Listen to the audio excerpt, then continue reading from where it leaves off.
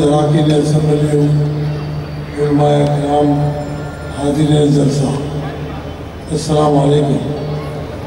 अल्लाह ताला का करम है, सरकार के सदक़े में आज के इस मुक़द्दस जलसे रहमतुल आलमीन और कुल हिंद नातिया मुशायरा इस्तक़बालिया कमेटी का 10वीं बार सदर इस्तक़बालिया नामज़द करने पर मैं मोहतरम नक़ीब मिल्लत बैरिस्टर असदुद्दीन अवैसी साहब MP सदर कुल हिंद का बेहद मशकूर हूँ कि इस मिलाद के मुक़द्दस महीने में मजलिस इत्तेहादुल मुस्लिमीन के जलसे रहमतुल आलमीन और नातिया मुशायरे के इंतज़ामात की सादत और शर्फ मुझे नाचीज़ को अता की गई।